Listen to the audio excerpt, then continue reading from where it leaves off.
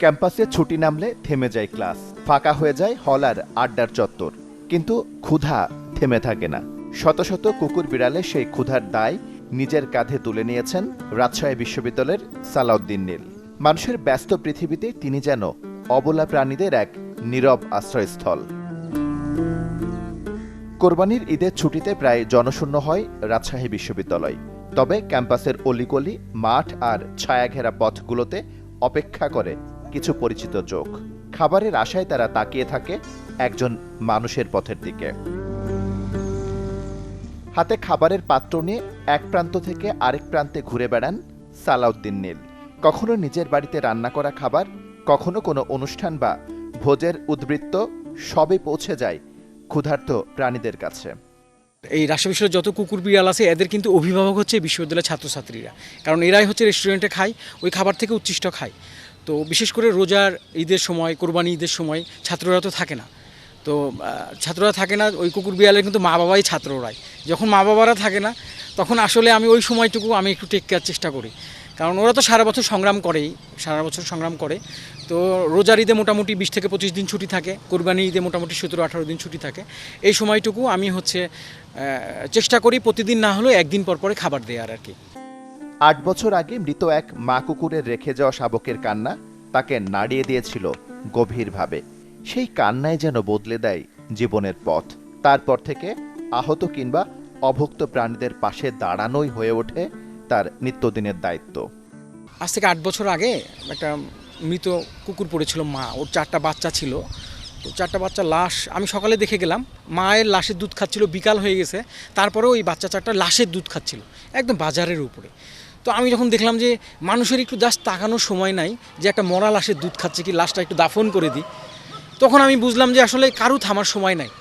বিশেষ করে মানুষ তো মানুষের মধ্যে তো দেখেই না, সেখানে মানুষ হয়ে মানুষের থেকে আবার কুকুর বিড়ালকে দেখানো বা তাদের পাশে দাঁড়ানো, তো আমার তখন থেকে আমার মনে হলো যে না, এদের জন্য কিছু করা উচিত। কুকুরের জন্য মুরগি আর ভাত, বিড়ালের জন্য মাছ ভাত।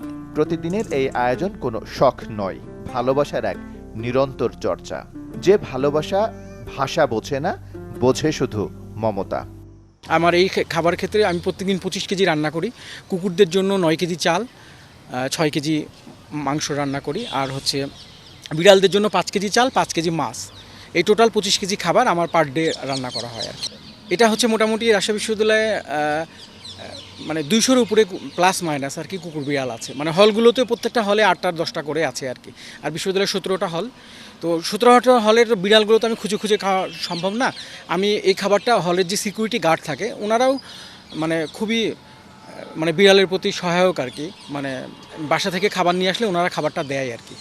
তো আমি একদিন পর ওই সিকিউরিটি গার্ডের হাতে খাবারটা দিয়ে দিই, ওনারাই ডিস্ট্রিবিউশন করে দেয় আর কি বিড়ালের খাবারটা। আর কুকুরের খাবারটা রাজশাহী বিশ্ববিদ্যালয়ে অনেকগুলো স্পট আছে, বিভিন্ন হলের সামনে, প্রশাসন ভবনের সামনে, পরিবহন মার্কেটের সামনে, ইবলিশ চত্বরের ওখানে, ওইদিকে বিশ্ববিদ্যালয় মেডিকেলের সামনে, এই মোটামুটি 20টা স্পট আছে। এই স্পটে আমি খাবারটা ডিস্ট্রিবিউশন করে দিই। বিশ্ববিদ্যালয়ে চাকরির পাশাপাশি তিনি পরিচালনা করেন একটি অ্যালবিনো ইঁদুরের খামার। তার উপার্জনের অর্থ হয়ে ওঠে এই প্রাণীদের খাদ্য ও সেবার ভরসা। আর তার এই মানবিক উদ্যোগে সহযোগিতার হাত বাড়িয়ে দেন বিশ্ববিদ্যালয়ের কয়েকজন শিক্ষক ও কর্মচারী। মূলত খরচটা আমার যে ইঁদুরের খামার আছে, সাদা ইঁদুরের খামার, এই সাদা ইঁদুরের খামার আমি বাংলাদেশের সব ইউনিভার্সিটিগুলো সাপ্লাই দিই।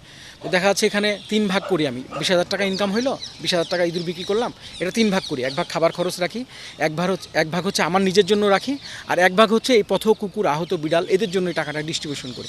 মূলত সোর্স আমার এই ইঁদুরের খামারটা। শুধু খাবার নয়, আহত চিল, পাখি, কুকুর কিংবা বিড়ালের জন্য তার বাড়িটাই যেন ছোট্ট এক আশ্রয় কেন্দ্র। তার স্বপ্ন একদিন রাজশাহীতেই গড়ে উঠবে এমন একটি শেল্টার হোম, যেখানে অবহেলিত প্রাণীরা পাবে নিরাপদ ঠিকানা। আমি যে শুধু খাওয়াই তা না, আমি সারা বছরই আমার চোখের সামনে, বিশেষ করে রাজশাহী বিশ্ববিদ্যালয়ে কোথাও কোনো চিল, বক, যাই অসুস্থ থাকুক, পেঁচা, এগুলো সব আমি রেস্কিউ বাসায় নিয়ে যাই, আবার ট্রিটমেন্ট করে দেখা যাচ্ছে কোনটা 10 দিন 15 দিন এভাবে চিকিৎসা করে ছেড়ে দিই। কথা বলতে না পারা প্রাণীদের জন্য প্রতিদিন একটু একটু করে ভালোবাসা জমে চলেছেন সালাউদ্দিন নীল।